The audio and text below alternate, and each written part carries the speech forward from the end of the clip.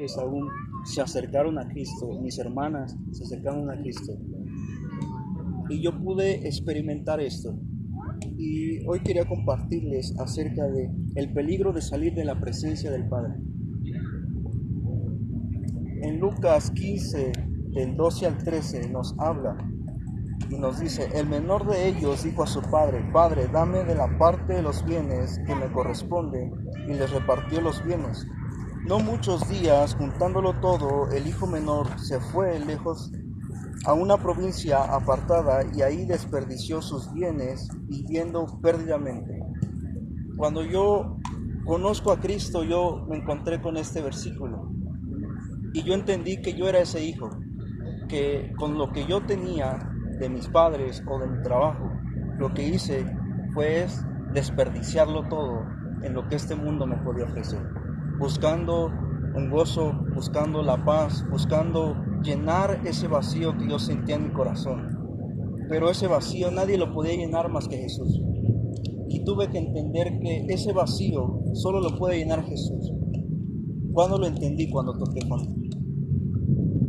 En Salmos Salomón nos escribe en Eclesiastés del 8 al 3: no te apresures a irte de su presencia, ni en cosa mala persistas, porque Él le hará todo lo que quiere. A veces cuando yo empezaba a conocer a Dios, me desesperaba porque no sabía cómo orar, no sabía cómo comunicarme con Dios. No podía identificar a Dios como un padre porque yo tenía mala relación con mi padre. Dios tuvo que restaurar mi relación con mi padre para yo poder ver a Dios como un padre, pero también como un amigo. Cuando Él me enseña a perseverar en su presencia, a buscarlo, con ese deleite, empecé yo a entender que Dios quería restaurar no solo mi corazón, sino también mi vida, mi familia, mis padres, el matrimonio de mis padres, y no solo eso, sino también mis tíos, mis primos. ¿Por qué? Porque si nos fijamos cuando Jesús o Dios le habla a ¿qué le dice? Tú y tus hijos y las esposas de tus hijos subirán y entrarán. O sea que Dios se fija en ti, pero también en tu familia y en tus generaciones, que quiere que Dios los conozca y sean salvos. En Salmos 16 al 11 dice: me mostrarás la senda de la vida, en tu presencia hay plenitud de gozo, delicias a tu diestra para siempre. Los descendientes de Caín prefirieron la alegría pasajera del mundo del gozo duradero de la presencia de Dios. El peligro de cambiar el pan de la casa del padre por las algarrobas de los cerdos. El hijo deseaba comer las algarrobas que comían los cerdos. Dice que las deseaba más, que no las comía. Dice: cambió la abundancia de pan que había en la casa de su padre por una vida disoluta. ¿Qué es disoluta? Es una persona que se entrega fácil o frecuentemente a lo que es contrario a la moral. En Ruth, capítulo 1, versículo 1 al 4, dice: el gran error de Elimelech y Noemi fue salir de Belén, cuyo significado es casa de pan, para ir a vivir a la tierra de Moab.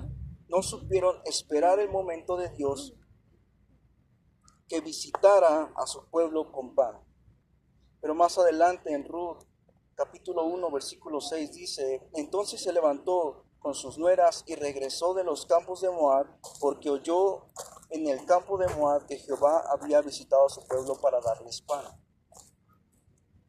A veces, cuando yo leo esto, empecé a entender que debemos aprender a perseverar en la presencia de Dios, porque Él nos va a dar lo que nosotros estamos pidiendo en oración, pero tenemos que aprender a esperar el momento perfecto, el momento indicado.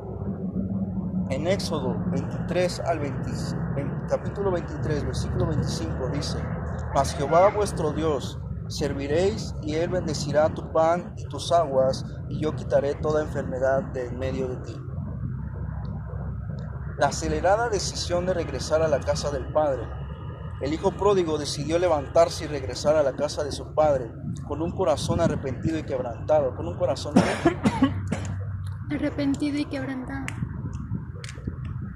Para ustedes, ¿qué es un corazón arrepentido o quebrantado? Arrepentido que nunca volverías a hacer aquello que sabes que es malo o vicioso o dañino.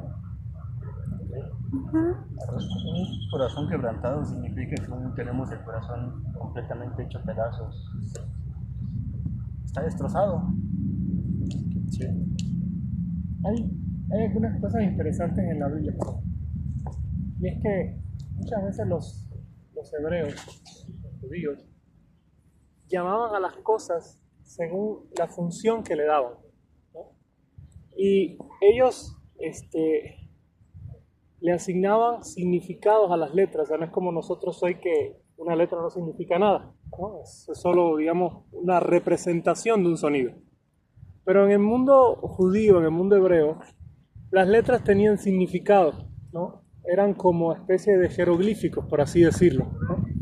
Entonces, en el caso de corazón, en hebreo se dice lev, y lev es la unión de dos palabras, de dos letras, ¿no? La L y la B, por así decirlo, o la semejante, ¿no?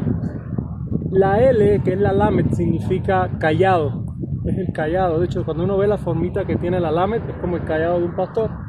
Y la bet es una casa. Entonces, cuando hablamos de lamet y bet, lo que estamos hablando es aquello que inclina la casa a moverse, aquello que guía la casa. Si nuestro corazón, en la mentalidad de la Biblia, es como el lugar donde están nuestros deseos, ¿sí? Donde está nuestro pensamiento. Y cada persona tiene un sistema de pensamiento que le hace aproximarse a la verdad de una manera diferente.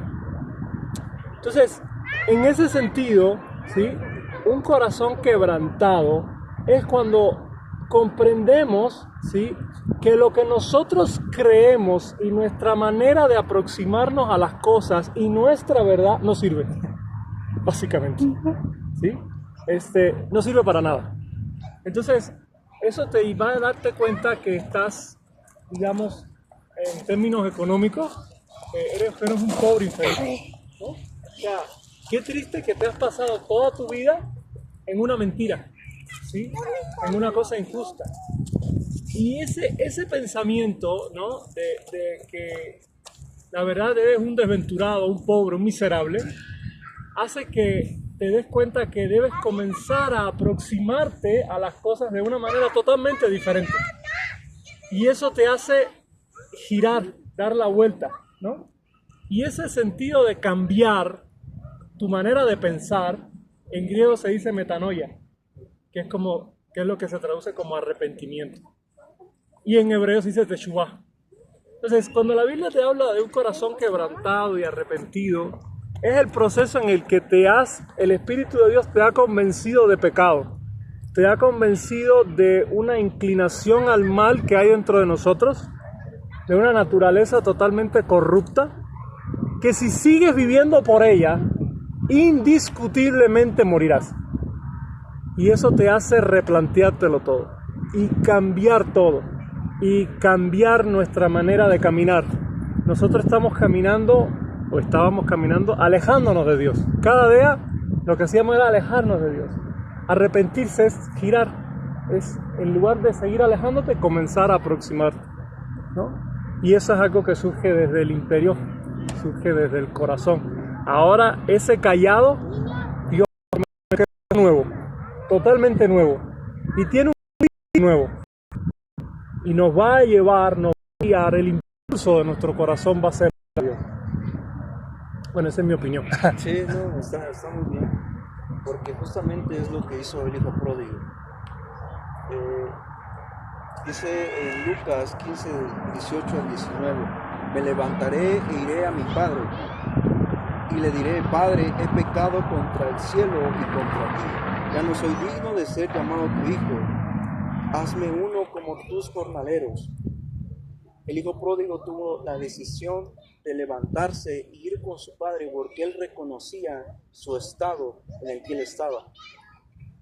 En Santiago capítulo 4, versículo al 8, dice, acercaos a Dios y Él se acercará a vosotros. Pecadores, limpiad las manos, y vosotros, los de doble ánimo, purificar vuestro corazón. El hijo tuvo un arrepentimiento sincero. Padre, he pecado contra el cielo y contra ti. En Lucas 15:18. En Hechos capítulo 3, versículo 19, el apóstol Pedro predica lo siguiente: así que arrepentíos y convertíos para que sean borrados vuestros pecados. El hijo pródigo mostró su quebrantamiento y su sentido de indignidad. Ya no soy digno de ser llamado tu hijo. Hazme como uno de tus jornaleros. En Lucas 15, versículo 19. Y en Salmo 51:17 dice: David afirma: los sacrificios de Dios son el espíritu quebrantado, el corazón contrito y humillado, no despreciarás tú, oh Dios. El hijo pródigo quiso conseguir independencia, la cual era falsa. Quiso dejar de depender de su padre, la cual sabemos que la parábola representa a Dios. Y eso es exactamente lo que Satanás y sus demonios quieren que nosotros hagamos, que es independizarnos de Dios, que dejemos su cobertura, su protección, que tengamos en poco el amor de Jesús que tiene por nosotros y que nos volvamos a los placeres temporales del mundo. Cuando nosotros decidimos seguir y obedecer la falsa promesa de libertad e independencia que el mundo nos ofrece, nosotros nos dejamos de poner nuestra mirada en Cristo. Cuando nosotros nos dejamos seducir por el mundo, ponemos nuestra mirada en las cosas del mundo y nos dejamos guiar por lo que nuestro corazón nos dice que hagamos. En el mundo hay miles de canciones, libros y consejos que nos enseñan a nosotros como: oye lo que tu corazón dice, sigue lo que tu corazón te mande y todo estará bien. Todo para que nosotros nos creamos autosuficientes e independientes o que no necesitamos de Dios. Pero en la Biblia nos enseña: engañoso es el corazón más que todas las cosas y perverso, ¿quién lo conocerá? Dios siempre cambia de actitud respecto del pecador. Cuando éste cambia de actitud y se arrepiente de sus pecados, en Jonás 3:10 dice: y vio Dios lo que hicieron, que se convirtieron de su mal camino, y se arrepintió del mal que había hecho, que había dicho que les haría, y no lo hizo. Él cambió de actitud de los ninivitas, aplacó la ira divina y conmovió el corazón compasivo de Dios. De la misma forma, a raíz del cambio de actitud del hijo pródigo, el padre lo recibió con brazos abiertos, le perdonó, le restituyó todos sus privilegios como hijo. En Lucas 15:20 al 32 dice: y levantándose vino a su padre. Cuando aún estaba lejos, lo vio su padre y fue movido a misericordia, y corrió y se echó sobre su cuello y le besó. Y el hijo y le dijo a su padre: he pecado contra el cielo y contra ti, ya no soy digno de ser llamado tu hijo. Pero el padre dijo a sus siervos: sacad el mejor vestido y vestidle, y poned un anillo en su mano y calzado en sus pies, y traed el becerro gordo y matadlo, y comamos y hagamos fiesta. Hace un tiempo atrás yo cuidaba a un señor de 89 años que vivía en la calle. Estaba ahogado en el alcohol. Cuando yo voy a predicarle a este señor, empiezo a cuidarlo, empiezo a atenderlo, y llegó un día en el que yo lo tuve que bañar. Y cuando yo le quito sus vestiduras y lo empiezo a bañar, ahí es cuando Dios me muestra este versículo. Así como tú le quitaste estas vestiduras, así como tú lo estás lavando, y había costras de excremento pegadas en su piel como si fuera parte de su piel, que me costaba tallar para no poder yo lastimar su piel. Y cuando yo hago esto, Dios me dice: así como a ti te está costando quitarle esas costras de mugre en su piel, así yo lo he hecho contigo. Constantemente he quitado lo que a ti te cuesta dejar. Todos los días te estoy limpiando, te estoy purificando. Cuando Dios me empieza a hablar esto, yo empiezo a llorar y el Señor me pregunta: ¿por qué estoy llorando? Cuando yo le comento esto, también el Señor empieza a llorar. Cuando yo le pongo la ropa nueva, tenis nuevos, Dios me dice, así como tú lo hiciste con él, así yo lo he hecho contigo espiritualmente. He cambiado tus vestiduras para que seas un hombre nuevo. Yo sé que todos los que estamos aquí hemos sido cambiados de vestiduras y hemos sido hombres y mujeres renovados. Dios tiene un gran propósito con cada uno de ustedes.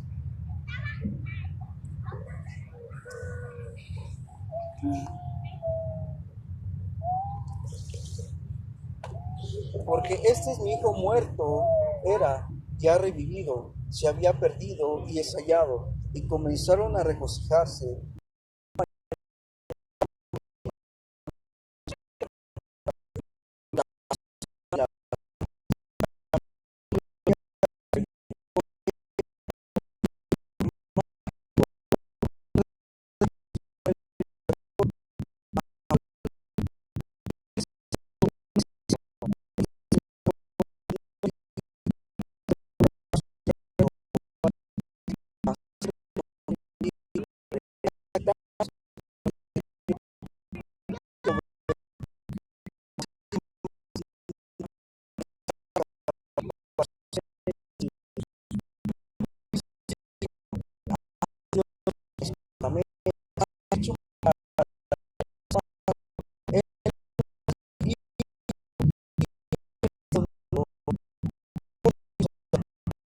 Era necesario regocijarnos. Era revivido, se había perdido y estado. Yo me doy cuenta que el día que se regresaba a la casa de su padre, su padre iba a recibir. Iré a la casa de mi padre. Yo puedo ver aquí es que el hijo mayor tenía mentalidad de siervo y el hijo menor tenía mentalidad de hijo, porque sabía cuál era su posición como hijo. Pero el hijo mayor le dijo, yo tantos años te he servido sin desobedecerte y tú no me has dado algo de lo tuyo. Cuando yo veo esto es que el hijo tenía todo lo que su padre tenía a sus manos y él lo podía tomar en el momento que él quisiera. Yo pongo un ejemplo, los que aquí son padres, yo me imagino que sus hijos no les dicen, padre, dame agua del refri. Sus hijos van y la toman del refri sin preguntar. Y es lo que yo puedo ver aquí, que este hijo no sabía su posición como hijo, sino como un siervo, que tenía que trabajar, que tenía que ganarse su día a día,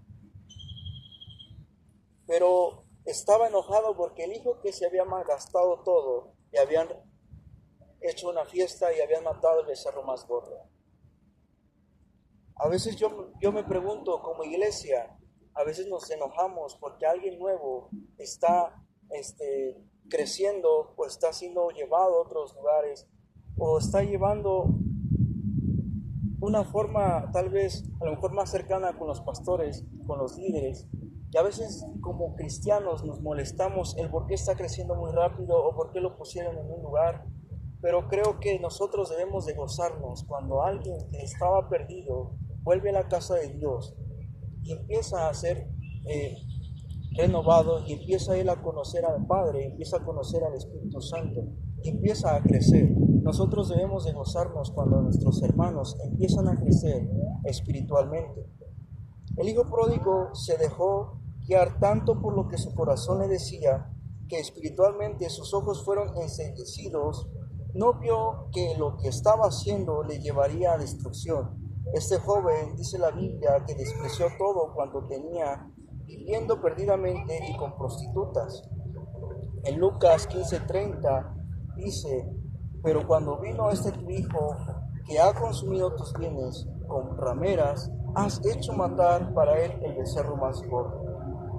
Pero al deleitarse en su pecado, no supo administrar la bendición que había recibido de su padre, y no tuvo sabiduría para ver que en un futuro le podría venir escasez y necesidad. Cuando nosotros hemos dispuesto en nuestro corazón deleitarnos en el pecado, nuestros ojos no pueden ver el peligro, aunque lo tengamos enfrente. Otro ejemplo de esto es el joven Sansón, quien aún habiendo experimentado con Dalila, lo engañaba, lo traicionaba y lo entregaba a los filisteos, él no se alteraba sobre el peligro que era ella en su vida. En Jueces 16, 4 al 20 dice: Después de esto aconteció que se enamoró de una mujer en Valle de Sorek, la cual se llamaba Dalila. Y vinieron a ella los príncipes de los filisteos y le dijeron: Engáñale e infórmate en qué consiste su gran fuerza y cuándo lo podríamos vencer, para que lo atemos y lo dominemos, y cada uno de nosotros te dará 100 ciclos de plata. Y Dalila dijo a Sansón: Yo te ruego que me declares en qué consiste tu gran fuerza y cómo podrás ser atado para ser dominado. Y él respondió: Sansón, si me ataren con 7 mimbres verdes que aún no estén juntos, entonces me debilitaré y seré como cualquiera de los hombres. Y los príncipes de los filisteos le trajeron 7 mimbres verdes que aún no estaban juntos, y ella le ató con ellos. Y ella tenía hombres en acecho en el aposento. Entonces ella le dijo: Sansón, los filisteos contra ti. Y él rompió los mimbres como se rompe una cuerda de estopa cuando toca el fuego, y no supo el secreto de su fuerza. Varias veces Dalila le insistió a Sansón en qué consistía su fuerza, y varias veces Sansón le dijo diferentes formas, pero no era la correcta. Pero aún así, él, estando enamorado, le reveló el secreto de cuál y por dónde provenía su fuerza, que era el pasar navaja sobre su cabeza. Cuando Sansón le dice esto a Dalila, lo hace para que Sansón fuera atrapado por los filisteos. En el 20 dice: Y le dijo Sansón: Los filisteos sobre ti. Y luego se despertó él de su sueño, se dijo: Esta vez saldré como las otras y me escaparé. Pero él no sabía que Jehová ya se había apartado de él. Qué difícil es saber que el Espíritu de Dios se ha apartado de uno. Yo creo que si para nosotros el Espíritu de Dios se apartara de nosotros, yo creo que para nosotros se nos acabaría el mundo. Porque su Espíritu es lo que nosotros tenemos como promesa en esta tierra, hasta el día que Él venga. Yo no me imagino una vida sin su Espíritu. Yo no me imagino una vida sin su presencia. El joven Sansón volvió en sí hasta que ya era demasiado tarde, hasta que estaba sin ojos, encadenado y siendo víctima de la burla de sus enemigos. Ambos jóvenes pusieron su confianza en otras cosas y no en Jehová Dios. Sansón constantemente confiaba en su fuerza física como el elemento clave de su victoria, y hacía alarde de su fuerza ante los hombres. En Jueces 16, del 1 al 3 dice: Fue Sansón a Gaza y vio allí una mujer ramera y se llegó a ella. Y fue dicho a los Gaza: Sansón ha venido acá. Y lo rodearon y echaron toda aquella noche a la puerta de la ciudad, y estuvieron callados toda aquella noche, diciendo: hasta la luz de la mañana, entonces lo mataremos. Mas Sansón durmió hasta la medianoche, y a la medianoche se levantó, y tomando las puertas de la ciudad con sus 2 pilares y su cerrojo, se les echó al hombro, y se fue y lo subió a la cumbre del monte que estaba delante de Hebrón.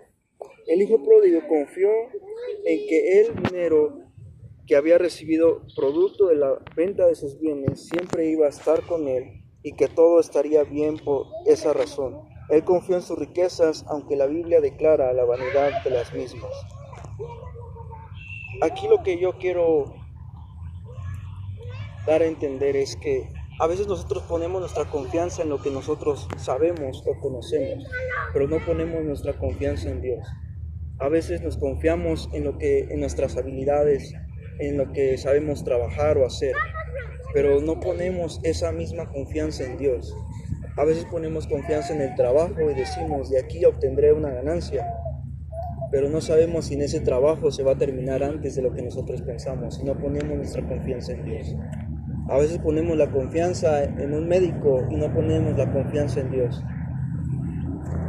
En estos 4 años que he estado conociendo de Dios, yo he podido ver la mano de Dios y su misericordia.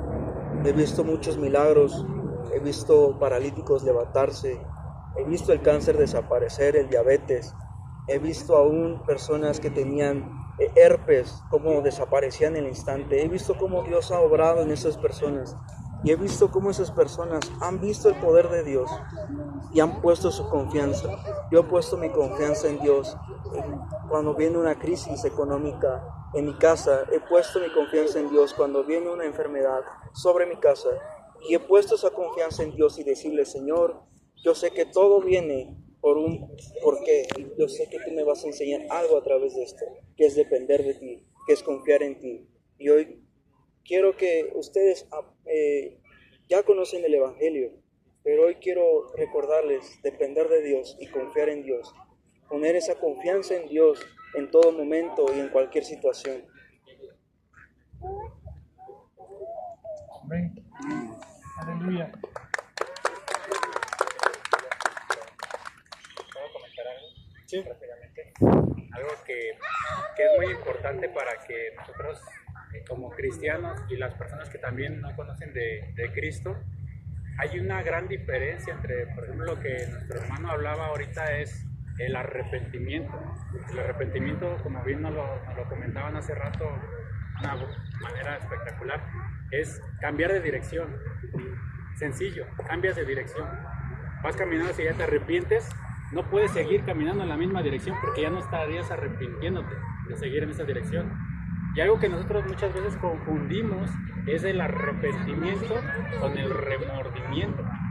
Remordimiento es una palabra completamente diferente, incluso su etimología es muy diferente. Viene del latín, que quiere decir re, es volver o hacer nuevo, hacerlo por nueva vez. Mordere es morder, causar dolor, sufrir. Y miento es la consumación del hecho. Si te das cuenta, el arrepentimiento viene, te das cuenta, como bien nos lo comentaba, un corazón sin Cristo es un corazón engañoso. Un corazón con Cristo es cuando ya el Espíritu Santo de Dios está convencido de pecado, justicia y juicio. Cuando el Espíritu Santo de Dios te convence de pecado, justicia y juicio, no vuelves a hacer lo mismo. Como bien lo decían en el ejemplo, no volvemos a hacer lo mismo. Como cristianos nosotros tenemos que entender que cuando venimos al arrepentimiento ya no debemos de hacer lo mismo. Pero ¿qué sucede cuando volvemos a hacer lo mismo? La pregunta es, ¿vivimos verdaderamente un arrepentimiento? ¿Fuimos convencidos del pecado? Convencerse del pecado no nada más es tener conocimiento de que cometí un pecado, no, sino el trasfondo y el final del cual me iba a llevar ese pecado, que bien nos lo comentaban hace rato. La destrucción, la muerte, esa es la consecuencia del pecado. La justicia, cuando nosotros conocemos la justicia de Dios, sabemos que nosotros no somos dignos de ser tomados por justos, pero somos justificados por el Señor. Y el juicio, yo les tengo una propuesta. Pueden ver al Señor como en dos escenarios. Nuestro hermano nos decía algo bien importante y algo hermoso. Yo he conocido al Señor como mi sustentador y como aquel que está conmigo. Y saben, la palabra abogado es el que quiere decir el que está a tu lado para defenderte. Y dice, más abogado tenemos. ¿Qué dice el apóstol Juan? Si alguno de ustedes hubiera pecado, recuerden que abogado tenemos a Jesucristo el justo. ¿Sí? Pero recuerden que en un momento determinado de nuestra vida vamos a conocer a Jesús como nuestro abogado, pero también lo vamos a conocer como nuestro juez. ¿Cómo quieres conocer a Jesús? ¿Como tu abogado o como tu juez? Si estuvieras delante del tribunal de Dios en este momento, sí, cristiano, tú, yo, ¿seríamos hallados inocentes o seríamos hallados culpables? Realmente nuestro alegato, nuestro argumento sería, ¿viví un arrepentimiento? ¿O realmente seríamos hallados que vivimos toda nuestra vida de cristianos con remordimiento? Con remordimiento, simplemente me sentí mal por lo que hice y fingí cambiar. Fingí tener un cambio.